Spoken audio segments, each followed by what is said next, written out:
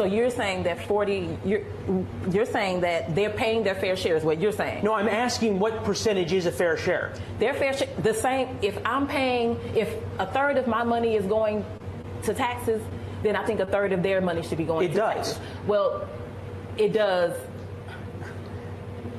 I'm trying to understand because you realize the effective tax rate on the poor is less than it is on the rich, right? Okay, so first of all, I'm not the poor. I'm very close to that line, but I'm not the poor. Okay, so the effective tax rate on the middle class is less than it is on the rich, correct? What fair share would you like to check that off? I'm going to make sure I have security because I know I have had attempts on my life and I have too much work to do. There are too many people that need help right now for me to allow that. So if I end up spending $200,000, if I spend $10 more on it, you know what? I get to be here to do the work. So suck it up, and defunding the police has to happen. We need to defund the police and put that money into social safety nets because we're trying to save lives. Hey, welcome back. Shaman Wise, and we got to talk about it. So let's dive right into it. Cori Bush, the U.S. representative who has just lost a primary race, has an estimated net worth of $7 to $10 million. And her millionaire status has sparked dissatisfaction amid an investigation of fund misuse. Now, I know you guys have the same question that I have. How is it possible that this lady is worth $7 to $10 million on a salary at $174,000 a year? Now, listen to this, and I'm gonna get into the rest of this here in a second. It says, according to the clerk's office, Cori Bush has a stock portfolio worth $4.9 million. She also owns $2.8 million in real estate. She owns a $1.5 million St. Louis mansion and a rental property in the same area. And she also owns a 10-acre land parcel in Hawaii. How, Sway? How? This is crazy to me. Goodness gracious. But, and to be honest with you, I don't feel sorry for Cori Bush. I just don't. But I guess we'll wonder, how is she going to pay her brother or her husband for private security using American tax dollars now? Far left Missouri Representative Cori Bush became the second squad member to get absolutely destroyed this election season after incumbent New York Representative Jamal Hip Hop Task Force Bowman lost his primary earlier this summer to a more moderate Democrat. Oh yeah, this is outstanding. The squad has begun to shatter. Bush lost her primary race to St. Louis County Prosecutor Wesley Bell by a 5.3 percentage point margin, and she is very upset about it. Pulling me away from my position as Congresswoman. All you did was take some of the strings off.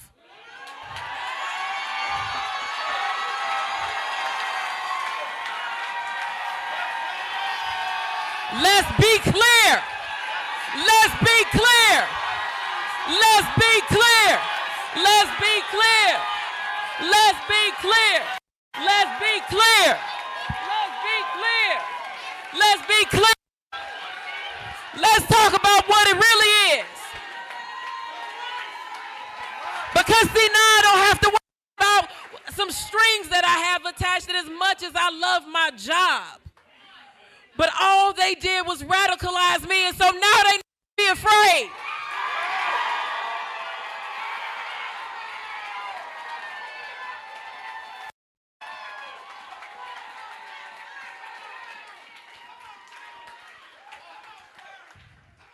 See, now they about to see this other Cori, this other side, because let me say this. I just grew up a whole lot more over the last few weeks. Just grew up a whole different way. And so what they are about to get, they think. So the thing is this. The thing is this. I don't think that anything, there is nothing that happens in my life that happens in vain. So if this happened, it's because it was meant to happen. And let me say, it's because the work that I need to do. And let me say this.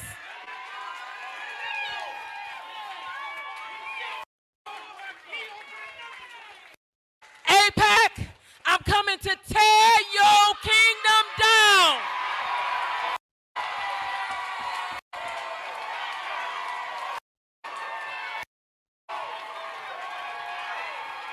I really didn't understand what that rant was about, but she should really grow up and accept defeat. If you're this tough, why did you need thousands of dollars in security? Her loss comes as Bush faces federal investigation into allegations she used campaign money inappropriately to hire her husband as a personal security guard. In a private staff meeting back in January, Cori Bush allegedly pleaded with her inner circle to stick with her and ignore the fallout this probe into her campaign spending, comparing her investigation from the FBI, comparing her investigation to the FBI spying on MLK. Yeah, you heard that right. Really? The history-making moment that we are in the middle of, do we run from it because it's tough, because they're throwing all of this stuff at us? Or do we push through and walk through it and come out on the other side victorious for the people who need us the most? Congresswoman Cori Bush insisted to her staff her campaign's payments to her husband were not illegal after the Office of Congressional Ethics dismissed one complaint. But that did not stop the DOJ from picking it up too, because they had already received back in August or July, whenever that article came out, that person not only reached out to the House, they also reached out to the DOJ and all of these other groups. And so that's where the DOJ one comes from. She acknowledged the Justice Department complaint came in the summer of 2023, but suggested she was under fire for comments she wouldn't make for another 2 months in October. There are people who are very, very angry with us. Powerful people who are angry with us because we said ceasefire. Then she floated another theory contradicting that one. Maybe the whole investigation was just propped up to insulate President Biden from Republican critics. This person who was a right-wing Trumper type deal, if this person asked the DOJ to open this investigation, and if the DOJ would have said no, then this person could have come back and said the DOJ didn't do this because she's a Democrat and the president is a Democrat, and it's just to cover for Democrats. Then she compared the government's investigation into her campaign spending to J. Edgar Hoover and the FBI's covert operations to spy on communists and discredit Dr. Martin Luther King Jr. Just remember, think about how many folks was actually with Dr. King when Dr. King was doing all the things that he was doing. How many folks turned away from him when the FBI came at him? It's the same type of tactics. If we can throw mud on your name, if we can get you caught up in spending money, if we can get you in a place to where you tired and people don't trust you no more, and all of this, if I can ruin your credibility, then we can ruin you. And then you no longer will be in that seat, and we can put who we want there. And this isn't the first time she's made headlines for controversial statements and actions. She's probably one of the dumbest members of Congress. Let's just keep it a buck. She's been a staunch advocate for defunding the police while at the same time spending large sums of money on her own private security. When questioned about it, her response was that her life was in danger. Okay, from what? And that she needed protection to continue her work. Okay, Cori, we're fine, but don't strain yourself. Honestly, we're better off without the work or whatever work she's been doing, because to be honest with you, I don't really know what she's accomplished in her 3 years in Congress. I bet none of y'all could drop any accomplishment down there in the comment section that she has. Cori Bush has also been vocal in Congress, famously calling fossil fuel CEOs, wait for it, white supremacists. During a hearing on Capitol Hill, same old line of attack with these ones. She's accused these CEOs of promoting environmental racism, whatever that means. The irony here is that the very tactics Cori Bush often used, claims of racism and playing victim, ended up backfiring. She couldn't effectively counter the accusations of anti-Semitism within her squad. This primary race was one of the most expensive in history, showing just how high the stakes were. While Wesley Bell might be progressive, just like Bush, his pro-Israel stance set him apart enough to garner strong support. Now, I want to address something important here. Yes, these far-left lunatics deserve to be voted out, but it's also important to note that AIPAC, a pro-Israel lobbying group, also spent nearly $9 million to boost Wesley Bell after spending even more earlier this summer to help oust Jamal Bowman. So yeah, you have AIPAC working behind the scenes against these people for their anti-Israel stance. And then you have Bush, Bowman, and other squad members attacking AIPAC and blaming their losses on this group alone. And I'm sure that funding is a factor. But let's be honest here. It's not the sole reason for the losses. Take Bowman's case, for example. AIPAC invested $14 million into the race, but polling showed that Bowman's opponent, Latimer, was leading by double digits even before AIPAC's money came into play. It's also worth noting that only 10% of Bowman's funding came from within his district, compared to 50% of Latimer's donations being local. Bowman's failure was predictable because he lost touch with the needs of his constituents. He cared more about what radical progressives online thought than about his own district. He pandered to a political coalition that was more vocal on social media than on the ground. Meanwhile, he became obsessed with the supposed conspiracy by Jews to oust him, which only alienated him further from his voters. This trend of blaming losses on external factors like AIPAC while ignoring their own shortcomings is common among the squad. They fail to recognize that their radical policies and divisive rhetorics are what's turning voters away from them. The American people are tired of the squad's antics and are ready for representatives who will address the real issues. Still, Cori Bush's defeat is so amazing. It's so nice watching them all go down one by one. And there could be more news on the horizon for our republic, with Ilhan Omar possibly being next. She barely won her primary last time around. She has been criticized heavily by the Somali community or Somali Muslim community for her stance on LGBTQ issues. And it's widely believed that she could lose her primary, which is next week. When I was an extremist, Islamist, fundamentalist, I would only vote left. Why is that? I saw them as very stupid. I would fear the conservatives because they come with principle. That's not someone they can brainwash. But the left, I know they have no values and no principles to begin with. I dare you to find one Islamic extremist that votes for Donald Trump. Never do it.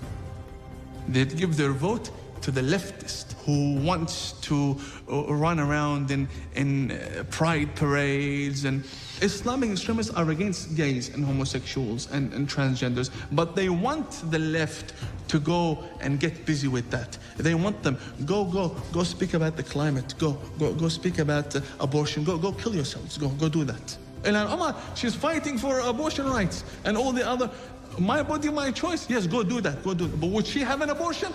Never. Never. Would she kill a Muslim in her stomach? Never. What's your take on her? Fundamentalist, extremist, Islamist, jihadi ideology, a threat to national security, ISIS with lipstick. Wow, that guy said a mouthful. So let's make Ilhan Omar the third squad member to be removed. Minnesota has an open primary, which means that a voter can participate in whichever party primary he or she wants. So if you're a Republican, you can vote against Ilhan Omar in the Minnesota primary that's coming up August 13th. The squad has been nothing but a disaster for America. They're a group of radical leftists who have done nothing but race bait and push divisive policies. They haven't achieved anything substantial for their constituents. Instead, they're focused on identity politics and promoting a socialist agenda. All they've done is use their platforms to push a narrative of victimhood. And I'm happy to see them picked off one by one, because I think Cori Bush, I think that the squad is bad for the country. I don't think their district likes them. Bowman is a criminal who removed emergency signs and pulled a fire alarm. I'm happy to see him go. We've seen these radical politicians come and go, and it's clear that identity politics, especially racial identity politics, are starting to lose their grip on voters. This national election is shaping up to be a referendum on the divisive tactics. And I'm hoping that the losses of Jamal Bowman and Cori Bush are just the beginning. It's becoming evident that simply crying racism and playing the victim card won't cut it anymore. You can't just shout about being a black man or a black woman and expect to get elected to Congress while doing absolutely nothing for the people you're supposed to serve. That's exactly what Cori Bush did, staring chaos and pretending to be a victim without delivering any real results. Now, Cori Bush can join Jamal Bowman in the unemployment line, or maybe she'll find a regular job or go back to being a woke activist. But then again, maybe not. She's a multimillionaire now. She can do what she wants. And I would assume that there's probably some, high paying job on TV or something along those lines. She could go be a pundit or correspondent somewhere. Let me know what you guys think about this. When I was doing the research on this, I could not believe that she was worth almost upwards to $10 million. How does one that never earned over $200,000, only been in office for 3 years, was not a wealthy person prior to running for office and winning, how does that individual in less than 5 years is almost a decamillionaire? How does that happen? You can't make this stuff up, man. This is ridiculous, man. Let me know what you guys think in the comment section, man. Like, share, subscribe to the channel. Drop me a comment down below. I appreciate all the love and support. Consider joining the ARP family. It supports me, the team, the channel. It gives us the ability to do what we do on a day-to-day basis. Keep God first in your life. Stay prayed up, and I'm going to catch up with you all next time. Peace.